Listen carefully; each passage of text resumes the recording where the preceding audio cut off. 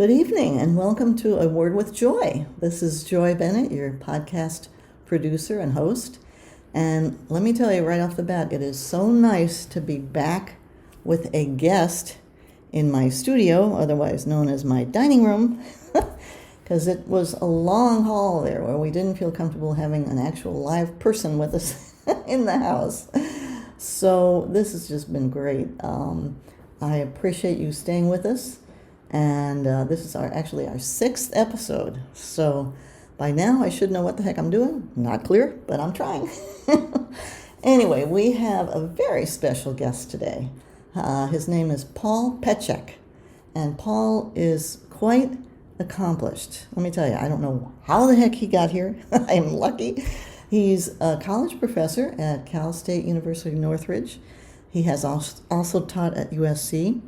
He is a big-time film editor, has worked on major productions such as Waterworld, Desperately Seeking Susan, as well as independent film. He's also an actor.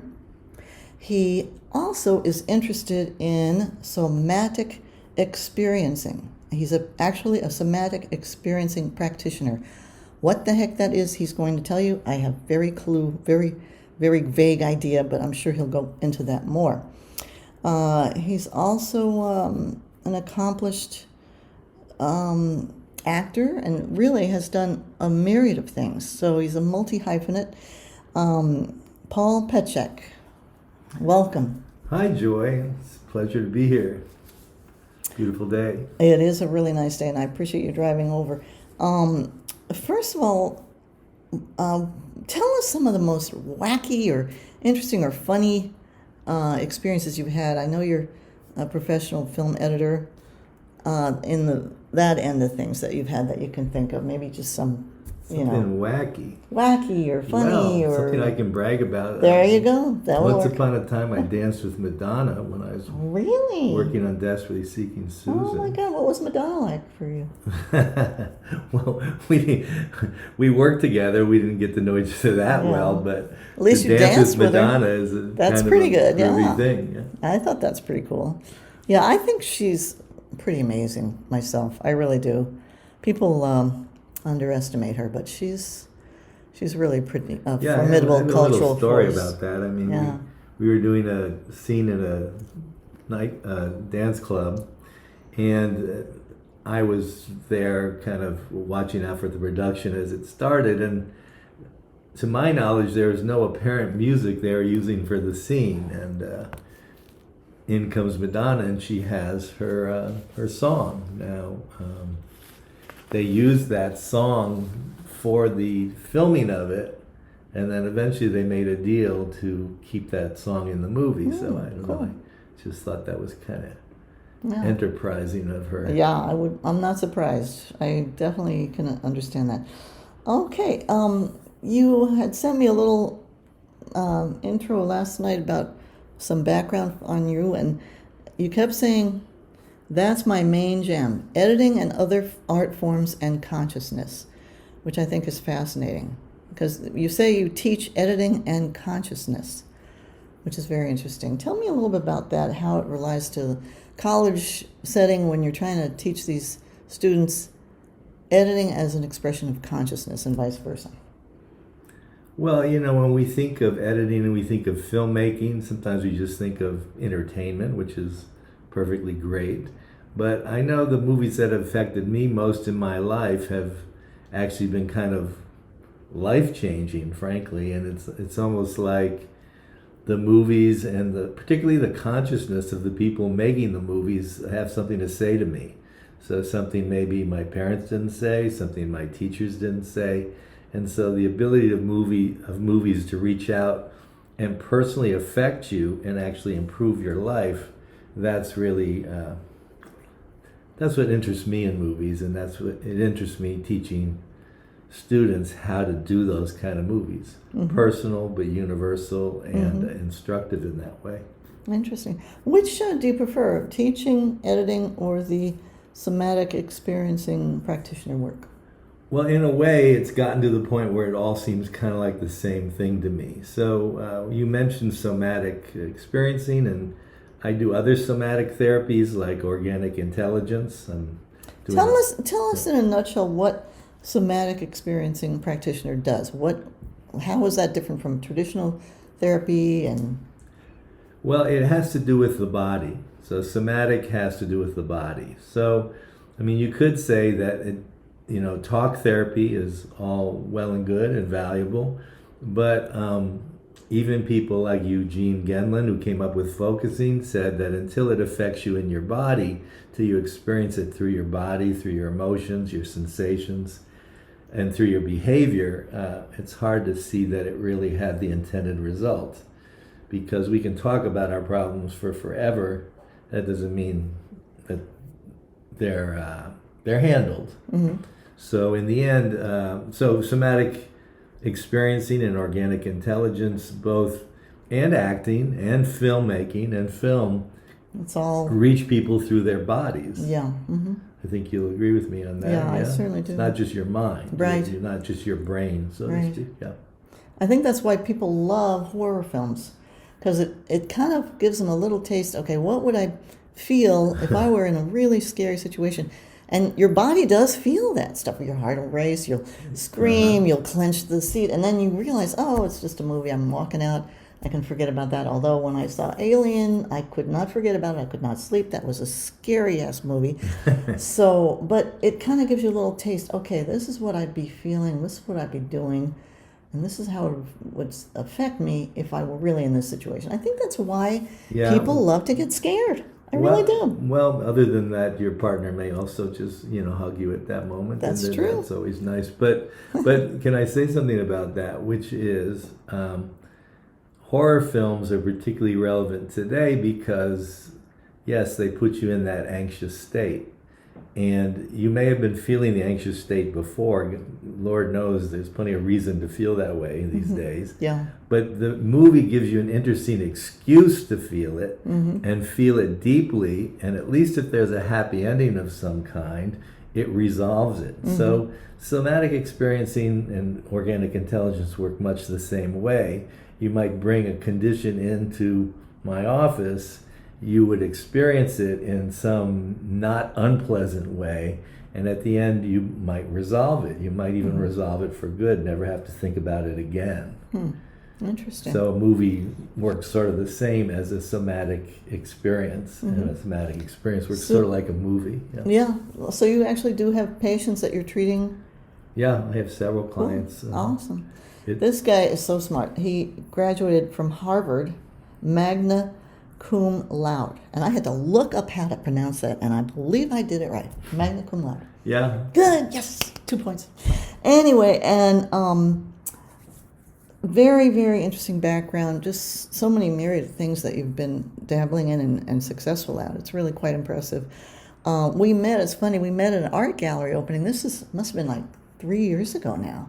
Something like that. Yeah, at an art gallery not even a mile from here in Santa Monica.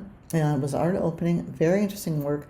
And we just started chatting, And I thought, gee, that guy would be really good on the podcast. And then, lo and behold, 2 years go by. We couldn't get, guests and all that. So finally, we have a live person back again. I'm just thrilled. Can I say something about that meeting thing? Yeah. So that experience of, serendipity, synchronicity, connecting, I mean, one's life can either be more full of that or the opposite, okay? Yeah. And so, again, the somatic therapies and art in general are meant to help people connect to that sort of... That's true. I mean, you almost could call it divine if you were spiritual, but that I am spiritual. But that totally sense do. of things working out, of things connecting. I totally believe, and what you think, I totally believe this. What you think is going to happen usually will happen. Like, for example, if you go into a party, you think, I'm going to have a horrible time. I hate this party. I don't like that. That's probably going to happen. You're going to have a pretty shitty time at that party. And if you think, oh, I am so excited. This is going to be great. And I find myself doing that. I said, oh boy, today is going to be a heck of a day. And then I said, no, today is going to be a great day. And if you get that mind shift, lo and behold, I mean, not everything will go great, but you'll at least get on the way to having an improved experience. And I truly believe in that. And I also believe there is a God or Well, you've life force or experienced it, whatever. I imagine. Oh, absolutely. Yeah. But I think people that have some spiritual background or inclination, or I don't care what it is. It could be Buddhism. It could be Islam, Judaism, whatever. It really helps, especially when we've gone through some pretty trying experiences, all of us collectively. Mm-hmm. So I definitely agree with you on that. Now you are writing a screenplay. Do you want to? Not at this moment. I mean, I do help people with screenplays, but Okay. that was when you were in, that was when that I was in when you Europe. were in Paris. This guy lived in Paris and Munich in 2001. And that's when he edited the film called Ice Planet and writing a screenplay back then. Okay. Yeah, I tried to write a play. It turned into a one-act play faster than your head would spin. I mean, I am not a playwright, not a screenwriter. I can write short stories, poems. I am not. I find it like writing in a straitjacket. I cannot do it. So if somebody wants to adapt one of my stories, feel free, but do not ask me to write the screenplay. That's not going to happen. No way. Can't do it. Do you find that? I don't know. I just find it very restrictive. Particularly a feature film screenplay it's just a long slog. I mean, I do help people with that, but if you think about it, let's say a 2-hour feature it's a long journey. It's meant to be, mm-hmm. and to actually do all the details of it can be its own. I do help writers, by the way. I'm working with someone who's a writer right now, and cool. And that does come into my work, and to help them feel their story somatically and put that in the film somatically, I find is probably very improves helpful. it. Probably gives it much more broad experience. They say use all your senses when you're writing even a short story, and it helps tremendously with the details. So I can imagine if you get more sensory processing instead of just your intellect, you're going to improve the body of work. And honestly, we have more senses than we think about. For instance, intuition. Well, but the sense of proprioception, and just even realizing that you're, say, not upside down right now. If you're upside down, you'd probably be disoriented. But being right side up and knowing that you are is a feeling of safety, security, and it's a good place to start. It's good to have your feet on the ground. I think that's absolutely true. That's great. Well, how was it living in Paris? I can imagine that would be fascinating. It was great. I love Paris. You probably are fluent in French by now. I wish I was. Yeah. I was I was a little Paris. frustrated. I studied it in college. Yeah. I even read the classics. Yeah. But I got a lot of points in Paris because I would definitely use it all over the place. But I can't say it was... it could have been better. Yeah. It's great to know multiple languages, though. I encourage everybody. Oh, yeah. I get in trouble because I know a little of this, a little of that, and I'll start saying something in Spanish, and then a French phrase comes. I'm like, this is not working. But it's funny because I had this experience as an ESL teacher. I had a very bright woman, German woman, and she was trying to learn English. And I said, you know what? You know English. She could read it. She could write it. But when it came to speaking it, she was so intimidated. I said, go ahead, make a mistake. We all make mistakes. And I think that kind of gave her a break because I never, it was like, she was done. You helped her she with a little... She kind of said, screw it, I'm going to just go out there. And she knew it. And I have a feeling you may have a little bit the same thing. I'm sure intellectually you knew, you could have been fluent, but it does take a little bit of shifting gears to speak it. I just noticed when I go to the movies or watch TV, or it just... I know it. I was able to converse even about religion, politics, whatever, but I knew I was in a primitive mode. Yeah. And one night I had a funny experience. I was at a nice restaurant with my lady friend at the time, and I was ordering a dessert, the sort of chocolate cake that sort of is molten, and over there you could call it a fondant. And I, using my French, we're a little sloppy with our vowels over here. I said, I'll have a fondant. which is essentially two of the same sound. And the waiter, and I think he was pulling my leg, to be honest, is going, excuse me, pardon me. And it was, interesting. literally, it's on the menu. I think he should have known, but the French are crazy about those vowels. I know, you know? I know. They were pretty nice to me, though. I mean, I was pretty, Yeah. I was young, but I tried, and then they'd answer me in English, but they would be polite. You know, I figured they gave me an A for effort. You know, I used my I got a lot of college marks credit. for effort, just this one waiter. They were nice to me. This one waiter in a fancy restaurant. Yeah, you know, they will do that makes a in little any bit country. Of a funny story. In any country, right? How long were you in Paris? I was there about 10 months, and I was in Munich for about 10 months. Oh, interesting. And it was a great experience. So you were there for work when you edited the film, or did you just go? You had a job there. I got a job. I got a call just shortly before Christmas to go over for. They said 5 weeks. I pretty much didn't think that was going to be the case, and I packed 2 suitcases. Went over there, had a lovely Christmas in Munich, and this. Oh, that sounds beautiful. Yeah, it was beautiful, and it turned into like an 8-month gig. That's amazing. Yeah. That sounds great. So basically, you're a teacher, you're an actor, you're an editor, you're a somatic experiencing practitioner. What occupies most of your time right now? Is it teaching college level? I mean, Well, if you had to say, I do have a, basically you call it a full-time job there. So mostly. But this somatic fever that I have, I mean, that's my filter through which I see the world. Yeah. So, for instance, even when you spoke to your English as a second language person, you were giving her a somatic. Oh, yeah. You were giving her the image. Yeah. And slightly the body experience of what would it be like to just make mistakes, to just not be hard on herself. Yeah. So you were sort of coaching her in a somatic way to just kind of let it fly. You know? And maybe it helped her.